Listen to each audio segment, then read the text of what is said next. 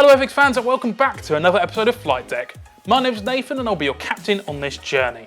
Now this month was range launch, so we were very busy over here at Airfix, and in this month's episode of Flight Deck, I'll count down my 2023 favourites from this year's range. So, a lot to get into. Let's get straight into it. I'm Nathan, we're Airfix, and this is Flight Deck.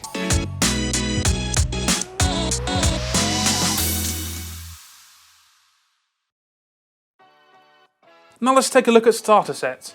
We've plenty to choose from this year, but my favourite has to be the F-35B Lightning II. Designed to dominate the skies, the Lockheed Martin F-35B is the most advanced multi-combat aircraft in the world, using stealth technologies to operate undetected in hostile airspace or relaying vital battlefield information to other friendly forces. The new jet is the third aircraft in the RAF service to carry the Lightning name, however it didn't carry over when it entered British service. This kit includes 42 parts, meaning it's perfect for a beginner, but also the high detail means it's perfect for a mojo lifter or just a short build for an experienced modeller. My favourite part of the kit has to be the shadow stand, which allows you to display your new build proudly. Now to probably the bit you've all been waiting for, let's take a look at the Ferret Gannet. Considered one of the most distinctive aircrafts to ever be seen in service, the Ferret Gannet was just as capable as it was unique during post-war times. Its unconventional design was in response to a 1945 Royal Navy requirement for an advanced carrier-based turboprop and an aircraft capable enough to withstand operations at sea. The Gannet was equipped with all manner of the latest electronic detection, all intended to counter the recent expansion of the Soviet submarine fleet at the start of the Cold War era. Included as a build option is the Z folding wing design, which is perhaps one of the most unusual and ingenious features of the Gannet, allowing it to operate from tightly packed carrier decks. The kit includes options to build with wings folded as well as down. The kit will include a wide range of weapons and 3 fully detailed cockpits. Let's head over to our armour range now and take a look at the Ferret Scout Car Mark II, available in 1/35th scale, with 3 schemes.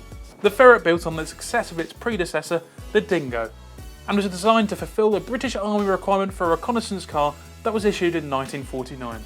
The Mark II was designed to mount a Browning within a turret. This offered the crew better protection, but also raised the height of the vehicle and decreased crew when compared to the Mark I. After a series of successful light armoured reconnaissance and liaison vehicles, the Ferret Scout Car saw widespread military service from the 1950s right up to the Gulf War in 1990. The Ferret was designed with stealth in mind.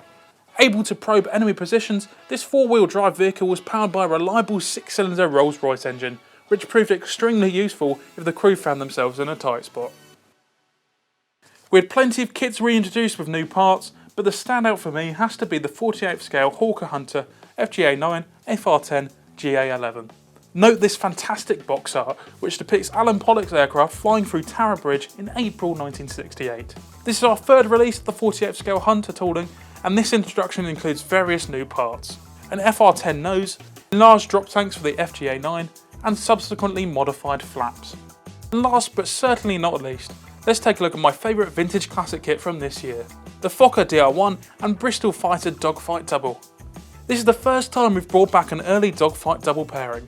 The pace of aviation development during the First World War was nothing short of astonishing, with aeroplanes transforming from flimsy, unarmed observation platforms to deadly dominators of the sky in less than a 12-month period of fighting. The year 1917 would prove to be a significant one for the air war over the trenches of the Western Front, as the British introduced their capable Bristol F-2B fighter, a true multi-role aircraft, and the Germans their Fokker DR1, an aircraft which would be made famous by the feared Manfred von Richthofen. The scene was set for a period of unrelenting aerial combat, as both sides struggled for supremacy of the skies. That's all my favourites from this year's range. What's yours? Let us know in the comments below. Of course, that's not even close to all the kits that came out from this year's range, so if you'd like to see them in full, head over to the range video we released at the beginning of the month. The link will be in the description. Now let's head over to your kits to see your builds from the past month. Though it fought its way through history, the Curtiss P-40B Warhawk rarely gets the attention it deserves. Recreating this fascinating warbird in 48th scale, Andy, you certainly have done it justice.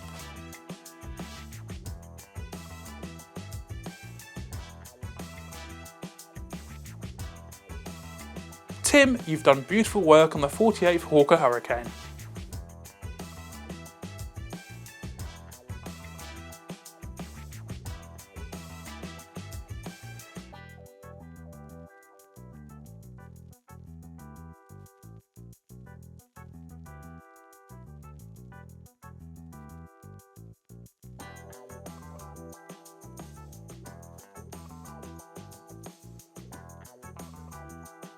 Sensational modelling at such a tiny scale.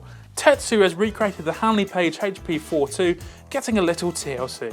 I think we can all agree the level of attention in this diorama is incredible. Unfortunately, that's all we have time for in this month's episode of Flight Deck, but do let us know down in the comments below what 2023 kit you'd like us to take a closer look at in Flight Deck this year. And of course, like and subscribe. Nathan, over and out.